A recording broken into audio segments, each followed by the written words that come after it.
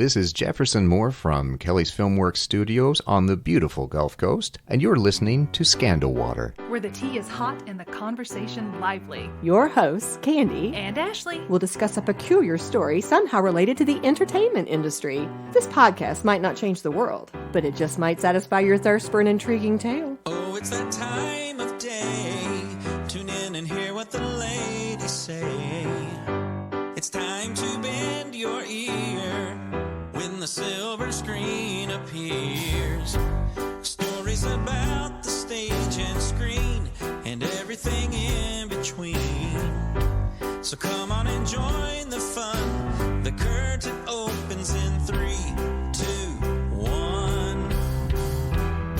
Hello, Ashley. Hello, Candy. I'm going to start with a question that's a little unusual. Okay. I know you're a singer. I sing. I don't know if we would say I'm a singer, but I do sing, yes. Well, I'm curious, do you enjoy any of those talent shows that they have on TV? Everything from AGT to American Idol to The Voice, whatever. I enjoy them, but I very rarely watch them because I think we talked about this in the game show episode. They kind of give me anxiety because I get so worried for the people and I don't, like, they're going to judge them. Is it going to be okay? Is something going to go wrong? So I like to go back and watch clips, but I don't necessarily watch them live. Really? Yeah. Too suspenseful for you. Yeah, it is. Too much pressure. I enjoy them too, but I'm going to confess that I do sometimes feel really terrible when the judges seem mean. I don't like it when they're mean. I don't either. I like it better when they're supportive and they're positive, even if it's not the best performance. Right. You did your best. Right. Encourage them. Yeah. Help them to get better. But I asked this because our topic today is, well, no, it's not the whole topic, but it relates to, it includes The Gong Show. The Gong Show, which was a predecessor, you would say, yeah. I think, to some of these shows. It definitely was. Mm-hmm. That Gong, man, if you did a bad job, he was going to gong you out.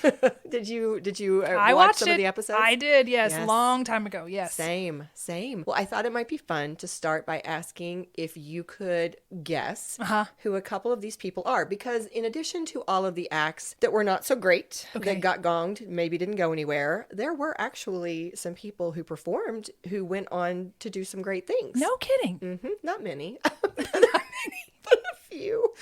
Okay, so I just remember the host always looking like, hey, like he just was smiling. His eyes were half closed. He was just happy to be there, man. Chuck Barris. Yes, and his eyes were half closed, probably because he was usually wearing a hat that was down over his eyes. That's right. And so he would have to like tilt his face. Tilt his head back. Yes, in order just to even communicate with the camera. Well, here we go. Here's the first one. I'll play just a little piece of this. This is like Name That Tune, but it's Name That Person. That's right. Here we go.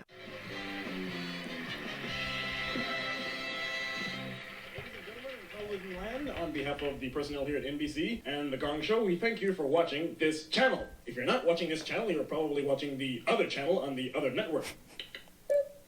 Benji, my doggy! Ran away! That was my nose, turkey. Benji! Or you're probably watching the other network. Star Trek.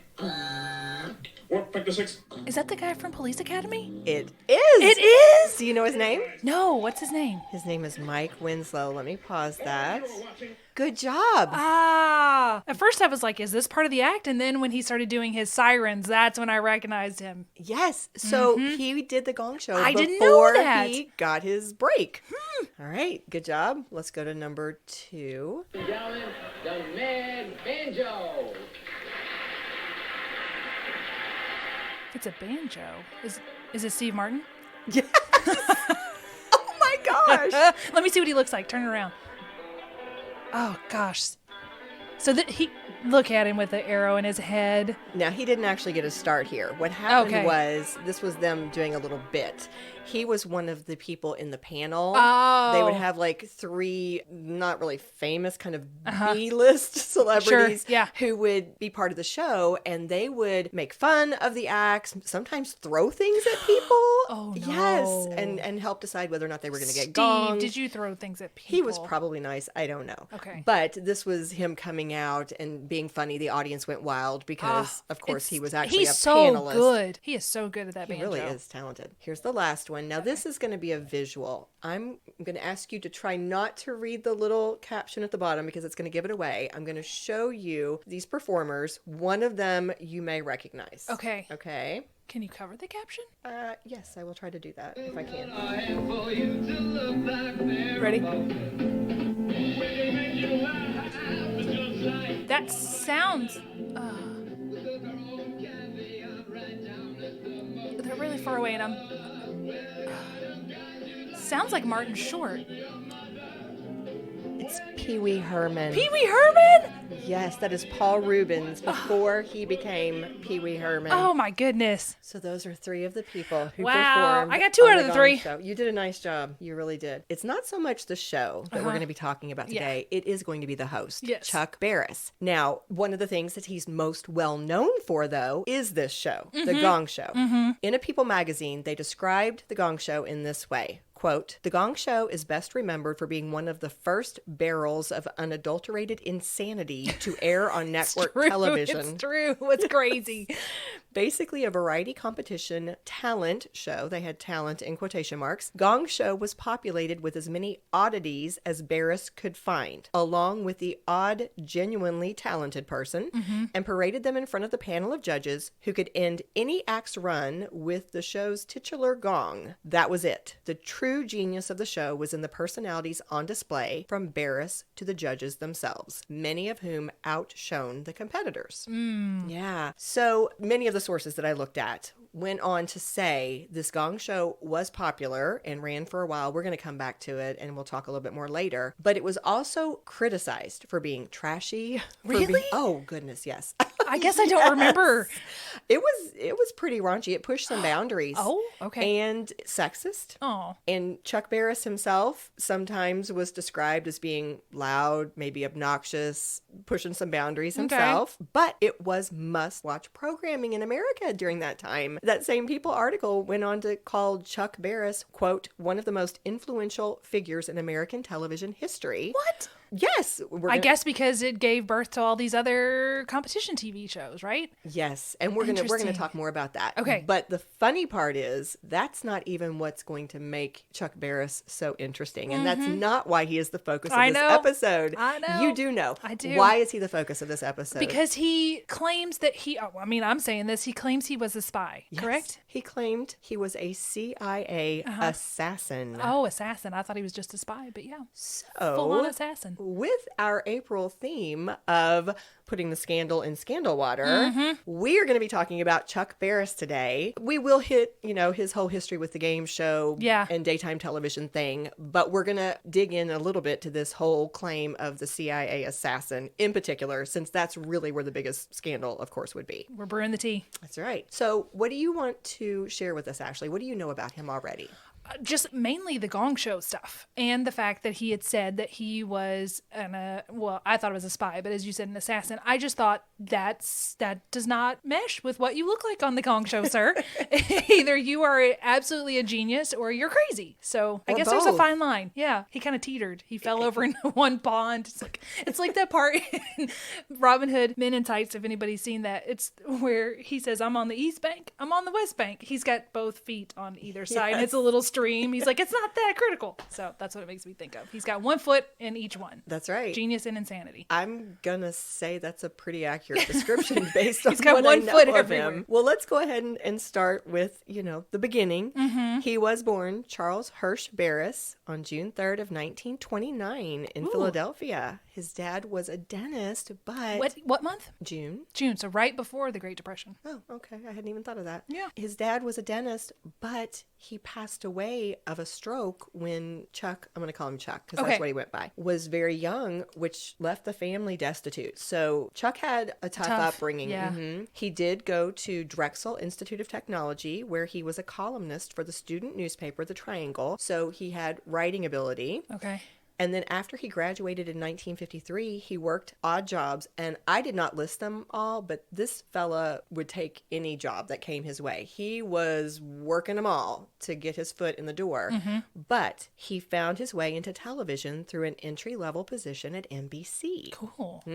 So first he worked as a page. Later he worked as a staffer at NBC in New York City. And eventually he worked his way backstage through the TV music show American Bandstand. Oh, Dick Clark. Yes, and he became friends with Dick Clark through that experience. Yes, but he was a standards and practices person for ABC for a while. What is that? Do we know? I think he had to make sure that they didn't violate some of the content so requirements. He knew the rules, cursing, so he knew how to break them later. He knew all the rules. Gotcha, exactly. that makes sense.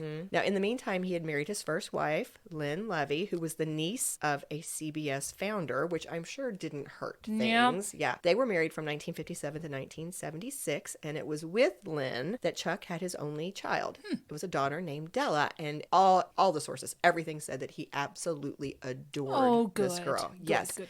Unfortunately, of course, they ended up divorcing, and by that time, their daughter Della was about 14, and Chuck took full custody of his daughter. Really? Yeah. But moving back into the timeline, Della was born in 1962, and this was the same year that Chuck Barris wrote the song Palisades Park. Have you ever heard of that song? Yeah. Yeah. It was I didn't know recorded by Freddie Cannon and became a hit song. Oh, yeah. I know that one. Yeah. So this guy, he can write, he knows music. So by this point, Chuck had actually become a music industry figure. He produced pop music on records and TV, which of course gave him a little bit of an inroad there to be able to get his own hit song out there. But as far as I could tell, he didn't ever produce any other or write or record any other hit songs. It was a one-hit wonder for him? Yes. But he remained interested in music his whole life. And he did go on, when he became involved in game shows, he went on to write or co-write some of the theme show music. That's very cool. Yeah. I like that. Well, it wasn't long after this that he did become involved with game shows, and it happened because he was promoted to the daytime programming division at ABC in Los Angeles, and they put him in charge of deciding which game shows ABC would air. And as he was doing this job... That's a big responsibility. It is, but he kept looking at his bosses and saying, I could come up with better pitches or better concepts than what we are putting on the air right now. And basically his bosses were like, well, then you should do it. And he did. He did. He did. So it sounds to me like he is one of those dumb blondes that's not really dumb. Oh, I think he was incredibly smart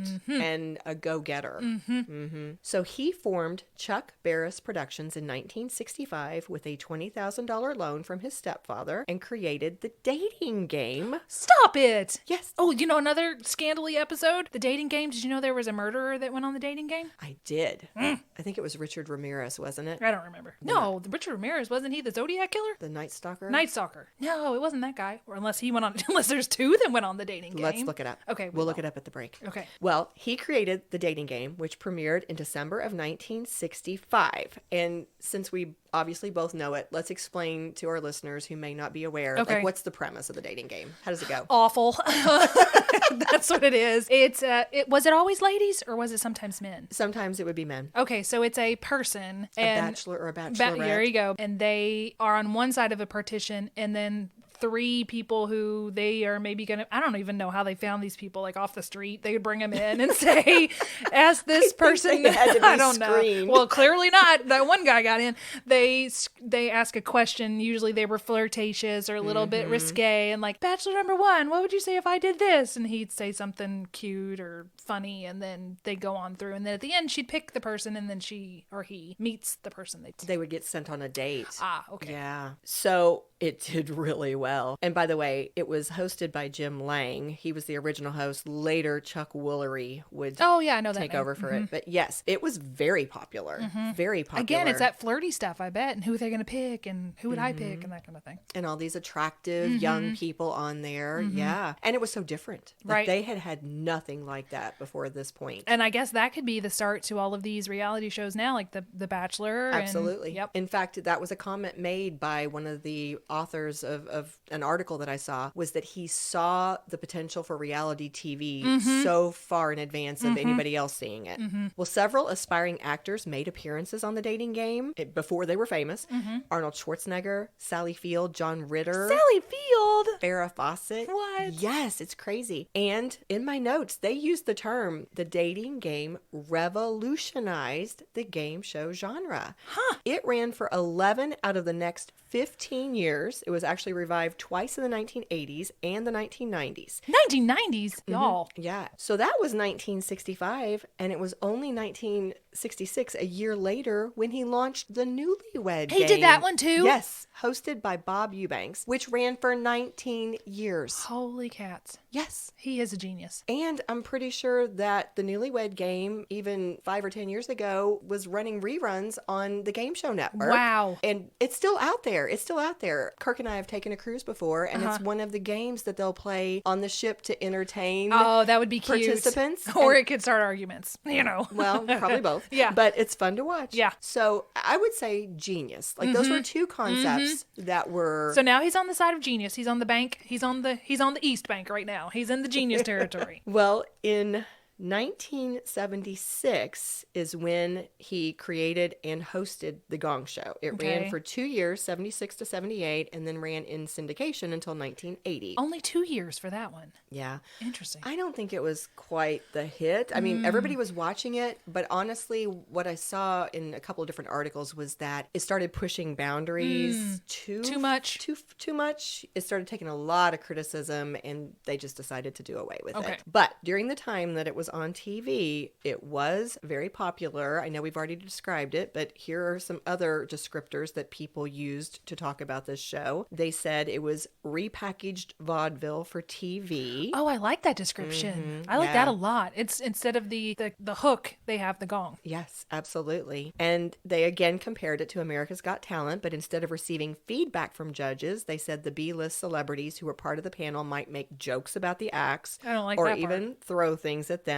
And they gave the example of that happening when Gene, the dancing machine, would perform, if you recall that act. Another famous one that came out of the Gong Show was the unknown comic, the guy who would tell jokes with a bag over on his head? Yeah. Yes. So they launched some acts. The Gong Show launched some acts. Now, this was interesting to me because what I saw of Chuck Barris, just looking at some of these clips and bringing the memories back of when I had seen the show before, I would have said that he was a very confident, outgoing guy. But supposedly he was actually shy about performing on TV, which is why He had the hat? He had the hat. Yes. They said that he admitted at one point that it helped him resolve his stage fright because it helped him avoid the need to look directly into the camera. Oh. Yeah, and they talked about how everybody loved him, but he was zany and he was kind of gawky and awkward, I guess. He did this thing where he would clap randomly in the middle of speaking, and it became a thing. The audience would try to predict when he was going to clap and clap with him. Aw. Yes. And when those little clips that I started the episode with where I was asking you to guess, if you continue to watch some of those clips, I saw it happening. And Where I he was just like, clap? Yes, in the middle of talking, he would suddenly clap very randomly and the audience would try to go with him. And then he would fake them out. And it was cute. Well, we've already talked about a number of people who went on to become famous, like Pee Wee Herman and Mike Winslow. But a few other examples would be the country musician Boxcar Willie. Oh. And a singer called Cheryl Lynn, who after performing on The Gong Show went on to record the disco hit Got to Be Real. And a last example was Andrea McCardle, who was a young girl who performed on The Gong Show and then went on to originate the title role of Annie on Broadway in 1977. She must have been young when she was on the Gong Show then. Yeah, she was. Well, Chuck Barris went on to create a number of other game shows. Just to hit a few of them, there was the $1.98 beauty show, something called Three's a Crowd, and another show that was literally called The Game. Interesting. One source called Chuck Barris the Mark Burnett of his day. Oh. At one point, he was supplying network TV with 27 hours worth of game show programming a week. From one guy. This guy he was was right responsible for when he that. said I can do better. He was right. Yes. But by 1980, remember, his Gong Show got canceled and he was taking a lot of criticism at this point. Okay. So he realized he needed a change. He sold his production production company for a reported $100 million, and he decided he was going to dabble with film. I thought you were saying dabble with assassinating. This is when Well, you switched over to, it's coming. I'm a little bored. I'm going to become an assassin. It is coming very soon, Okay, Ashley. Yes. film. So he decided he was going to make the Gong Show movie, which was, I did not know that existed. yeah, he produced it, and it was a flop. Why would I? That's why I didn't know it existed, I assume. It didn't say this outright, but the way it was phrased, I think it was just not a good movie. Yeah. But they went on to mention that it also had the bad fortune of being released the same weekend in 1980 as The Empire Strikes Back and The Shining. Oh, poor buddy. It was so poorly received that it was only in the theaters for a week. Oh, well, he had no chance. Yeah. But by this point, Chuck is going through, they called it a crisis of confidence. I don't blame him. Yes, he's now hitting some failures. Yeah. After all these years of success. And he's taken a lot of criticism. People are literally saying that he's doing trash TV, that he's demeaning the contestants. He called himself the king of daytime television, but other people were referring to him as the king of schlock or the baron of bad taste. Ooh. And he said, quote, I took the criticism so hard, I don't know if I'll ever get over it. Aw. So this is where he decided, again, he had sold his stuff. He decided he was going to move to the south of France with his wife. This Good is now... choice. I would choose that too, Chuck. Good choice, my that friend. decision. Good choice. Yes, he's now divorced from the first wife, and he goes with Robin Altman, who soon after became his second wife. And his quote to the paper in 2002, as he was reflecting back on this experience, was, I figured I didn't have my finger on the pulse of what's going on anymore, so I took off. And he told his friends that he planned to write the great American novel while he was in France. All right, buddy. Good luck. But instead, He became an assassin. he wrote his 1984 memoir, Confessions of a Dangerous Mind, in which he talked about being a CIA assassin. All right, Chuck. Let's hear it. How'd you do it, buddy? Let's talk about it right after the break. Okay. Hey guys, we wanted to let you know about a new perk we're offering to our 1993 club members. We're starting something called This, That, or the Other, where our 1993 club members get to choose the episode topic when given 3 choices. For the 5th Tuesday in May, the options are number 1, the Barrymore family legacy, number 2, new Mickey Mouse Club stars, or number 3, celebrity talk show hosts. If you'd like your voice to be heard, simply visit www.buymeacoffee.com/scandalwaterpod to join the 1993 club before May 1st. Cheers! And we are back. But before we move into our CIA assassin little thread here, during the break, Ashley looked up to find out who our serial killer on the dating game was. Rodney Alcala was his name, and he's often referred to as the dating game killer because of his 1978 appearance on the television show The Dating Game in the midst of his murder spree. Well, so that's they disturbing. did not do a background check on old Rodney. They probably did pull him in off the street. They did. They Hey, said, we need another guy. The first guy didn't show up. Oh my gosh. Well, all right. Before we talk about the book and the things that Chuck shared, first I should clarify something. You know how your sources have all these conflicting reports. Sure. This was one of those instances. There were several sources that said he wrote the book while he was in France, but then there were other sources, at least 3 I saw, who said nope, he wrote it in New York, holed up in a hotel. So I'm not sure where he actually wrote it. I like the south of France better. I would like to picture him out on a little beach chair, little umbrella drink, writing his memoir. Let's go with that. That's the real story. Okay. Well, If Chuck can do it, I can do it. That's right. Okay. Well, his book was called Confessions of a Dangerous Mind, and it was subtitled An Unauthorized Autobiography. But he would have to authorize it. So that's tongue in cheek, right? Clever. Yeah. Pretty clever. Well, in it, he claimed that he worked for the CIA as an assassin during the 1960s and 1970s. Supposedly, the CIA enlisted him to work as a contract killer, using the trips that he gave to his game show winners as as a cover to go overseas and assassinate different Cold War targets. So he was supposed to go with them on their trips? Or yes, either with them or maybe he was like scouting locations or something. Interesting. I'm not sure, but Okay. yes. So he claims, and this actually comes from the book summary that I found on Goodreads. So he claims to have joined the CIA as an agent in the early 1960s, that he infiltrated the civil rights movement, met with militant Muslims in Harlem, and traveled abroad in order to kill enemies of the United States. So He really did take odd jobs then. It's just like, I don't know, I'm hungry. What do you got for me? Ooh, now, I could never find what his claim was in the book, and I obviously did not read the book. But in the movie that was later made, it showed him killing 33 people. Well, so that's a significant number. I'm not sure what the book says, but it was not a bestseller. What? I would read that. I haven't, but I would. Well, if I was back then. I think Of a a lot person of that people, was a game show guy? Like, what? This was his life? This is salacious. But I think a lot of people didn't believe it. I think they thought he's wacky, he's crazy, this is fictional, and the people who read it, I think, enjoyed it. Okay. It was kind of, I think, quirky and fun. I don't think it was like dark and very, what's the word? I don't think it was all CIA suspense operative stuff. Okay. I think there was kind of this wacky feel to the book. I looked it up. I couldn't even find that the CIA bothered to respond to the book.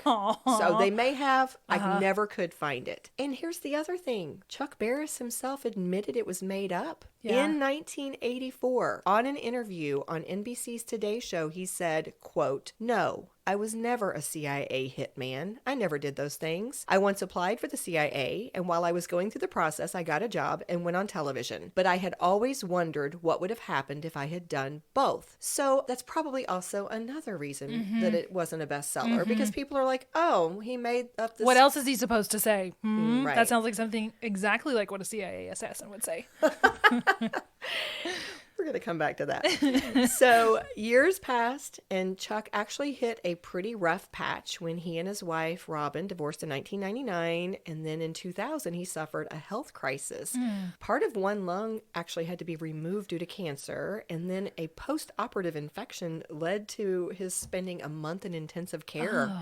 So, according to some sources, this caused him to really become very reflective and to think more about life and mortality. And, this was a tough time for him. On the flip side, here's a positive. He married his third and final wife, Mary, in the year 2000. And not long after that is when George Clooney started filming an adaptation of this book we've been talking about, Okay. Confessions of a Dangerous Mind. Have you seen it? No. I did. I've seen The Men Who Stare at Goats, but I haven't seen that one. Okay. I have not seen The Men Who Stare at Goats.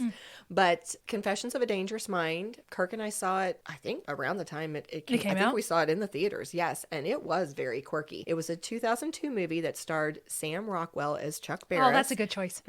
Julia Roberts was in it, and Drew Barrymore, both of those playing supporting roles, obviously. And all the sources that I read seem to agree that George made the conscious decision, he and whoever else was helping him write his script, that they were going to lean into That it was Chuck's true. CIA. Yes, they were going to decide it was true, and they were Okay. leaning into his claims and even fictionalized it more. They Okay. embellished it. Okay. Made it darker, made it edgier, all of which Chuck Barris himself seemed to support because he was involved with the filmmaking. That's He cool. was around. So a Rolling Stone article commented that the movie came and went very quickly, that it only made $33 million worldwide, but it brought more attention, of course, to Chuck Barris and his story, prompted him to write a 2004 sequel called Bad Grass Never Dies, a sequel to Confessions of a Dangerous Mind. And the movie did prompt a response from the CIA. Oh, what did they say? A spokesman named Tom Crispell from the CIA said, "It sounds like he has been standing too close to the gong all those years. Chuck Barris has never been employed by the CIA, and the allegation that he was a hired assassin is absurd." That sounds exactly like what they'd say. And in response,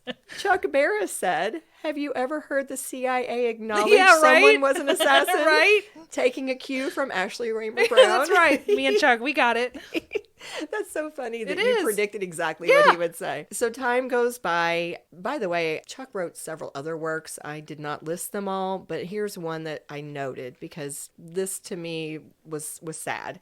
In 2010, he wrote the book Della, A Memoir of My Daughter, which a few different reporters seem to agree was his most powerful book. And it was obviously about his daughter Della, who died of a drug overdose back in 1998 at age 36. Oh. And it was described in a Los Angeles Times article as a sorrowful look inward after the overdose death of his only child.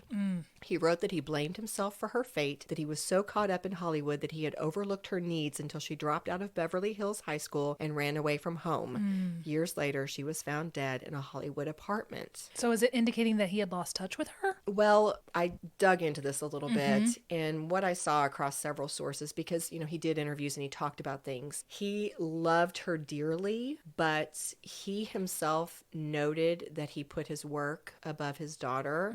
And even though his secretary said that Chuck was just crazy about her, she made a quote that talked about how when they were in a boardroom meeting, any kind of meeting, he would stop everything to take a call from his daughter. And the secretary said, quote, "No one else got that treatment, just Della." But in the book, apparently, Chuck shares his regret over not being there enough for her. He said he was so busy running his own production company, he didn't really see what she was getting up to. She started running with gangs when she was 14. She started using hard drugs soon after. He tried to do different things to stay in the relationship, but they did grow apart. And then, of course, she died in that tragic way that we described. Now, he himself passed away on March 21st, 2017 in his home in Palisades, New York. He died of natural causes and he was 87 years old. Wow. He was still married to his third wife, Mary. I thought this was sad as well. Back in 2002, around the time the movie came out, he did a lot of interviews and they said, you know, we mentioned that he was a little melancholy, he was a little reflective, and he talked at that time about how he worried that when he passed away, his obituary would be focused on things like the Gong Show and the dating game. And it was? It was. It was. But here's what he said. Quote, "I've created hit TV shows, but nothing has been great. I've written rock songs, but I'm not a big music star. I've penned a best-selling book, but I'm not Hemingway or Fitzgerald. I've never saved any lives. It's just middle-of-the-road greatness. So I know what my legacy will be. It's the Gong Show, and that's a shame. It's not the legacy I want to have. It gave the impression of me being a clown, a court jester. None of that's true."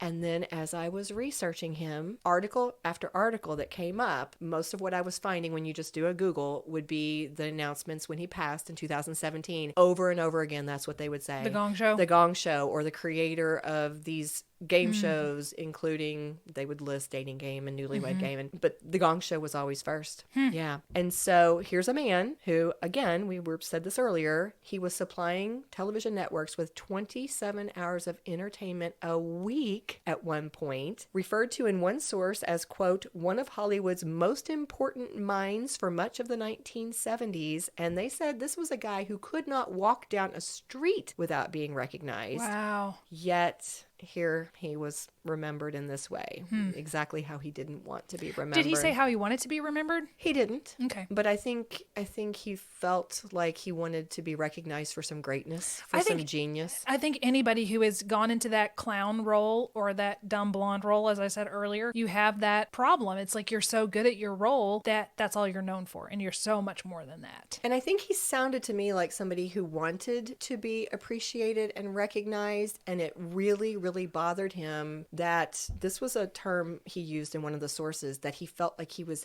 hated at one point. You know, this was a guy who had created so much joy and fun and been so creative, but he felt like, I think that people turned on him and he was criticized and even hated. Yeah. Now, here's one little follow-up that I think that you're going to enjoy, though. After his death, I did find a 2017 Hollywood Reporter article titled, "Was Chuck Barris a CIA assassin? There's a possibility, Dangerous Mind producer says." And so this little article talked about this interview with Andrew Lazar, who was the fella who had acquired the rights to the memoir that then was made into the movie that George Clooney directed. And in this article, they explain explained that Andrew Lazar and Chuck Barris had become friends through this process of working together and stayed close over the years.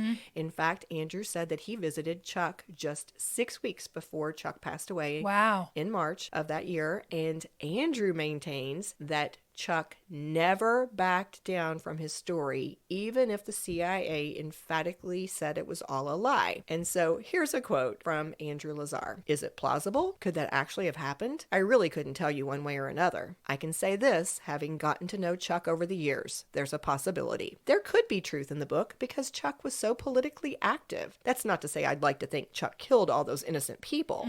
I think the book was not 100% true. I think there were strong grains of truth in the book, but he never denied the authenticity of the book in all the years I knew him. Look at the CIA and all the different programs they've had, which, by the way, were far more outlandish than what Chuck contended. All the CIA experimentation on psyches and remote viewing and telekinesis, that existed. So the idea that CIA would actually go to people that were traveling around the world for television shows and have them do counterintelligence, that's not that far-fetched. There you go. Check mark. Armchair psychologist. So that leads us into our armchair. Do I think it's true? Yes. That's so funny. Okay, so I figured we You would know probably... I always want it to You be do, true. You do. So you share your thoughts and Okay. I'll share mine. Okay, let's see. I'm not very good at debates. Let's see.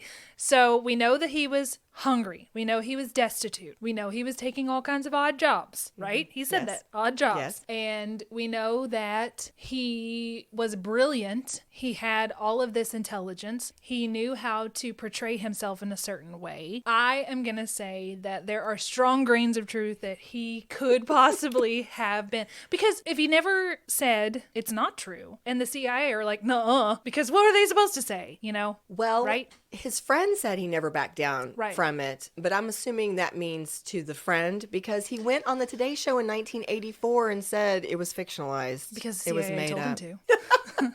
Because they said, don't, stop. He sold everything for $100 million.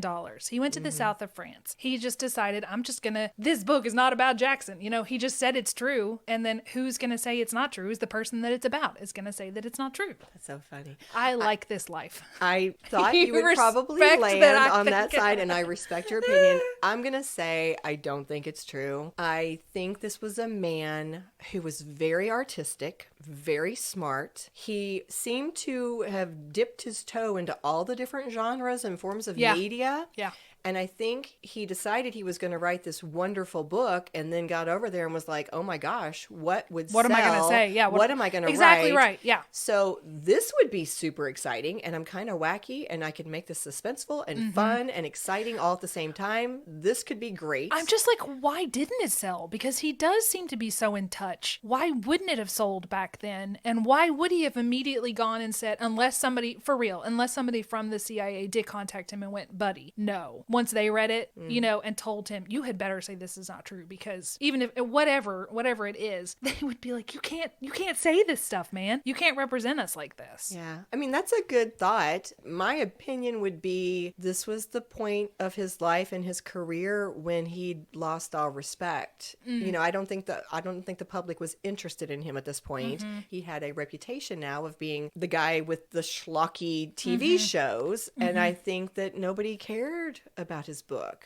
So then why say it's not true? Why not just lean into it from the start? I don't know. I mean, I don't have an answer for everything, and I certainly respect your opinion and everybody else who thinks it's true. I tend to not. Well, I really but- don't know. Of course, yeah. I don't know, but I like to would lean. like I to. would like to believe that it is true because I'm where his friend is. Like, I don't want to think about him killing all of these people. Right. But if he was, that's fun. That's exciting. Like, maybe it is. My opinion is I'm gonna fall in the line of I'm not gonna say it's not true. I'm gonna say, who knows? Yeah. You made me remember a quote. I didn't put it in my notes, but I was struck by it. I think he was very hurt by how the public turned on him. And when he was thinking about the movie, which, I mean, it wasn't a wonderful, you know, blockbuster movie, but 33 million is nothing to sneeze at. I mean, that's something. And he got attention from it. And people seemed to enjoy the idea of his being a CIA assassin. And so at some point in a source, I saw a quote where he basically said, I can't believe everybody is hating on me because they didn't like how I was entertaining them, but I'm going to get all this love at For the being thought an that I would assassin. be an assassin. Right. Yeah. And now I paraphrase that, but that was the general idea. And I'm like, that's kind of a good point. It is. It is. Yeah. Well, I think that would be a good way to end then. Let's do a cheers to our friend Chuck Barris, who certainly had, it sounds like a challenging life. Yep. but Good parts, had- bad parts, like but- everybody. But changed the face of television. True. Definitely made inroads in the game show industry and gave us a lot to think about. Yes, with he his, did. With his memoir. He did indeed. And if he doesn't want to be remembered for the Gong Show, then we will remember him as Della's father. Cheers to you, Chuck. Cheers. If you love what we do, please rate and review our show. Or you can become a supporter by making a donation through buymeacoffee.com/scandalwaterpod. Whether a single gift or a recurring monthly donation, it would go a long way towards supporting our work and allowing us to keep the tea brewing. At our website, www.scandalwaterpodcast.com, you can submit questions or your own story ideas, access our sources and show notes, see the merch we offer for sale, and more. You can join the Scandal Water community through our Scandal Water Podcast Facebook page or follow us on Instagram or TikTok at Scandal Water Podcast. This episode was executive produced by Candy Thomas, that's me, and Ashley Raymer Brown. That's me. It was researched and written by Candy Thomas and edited by Ashley Raymer Brown. A special thank you to Josh Martin, who wrote, composed, and performed the Scandal Water theme and other music. Matt C. Adams, who created the artwork, and Joshua Reith, who designed our website and provides ongoing technical support. As a reminder, this podcast is purely for entertainment purposes. The thoughts and opinions of the host during each episode of Scandal Water are their own and do not reflect the opinions of any future guests, advertisers, or clearly professional psychologists. Thanks for listening.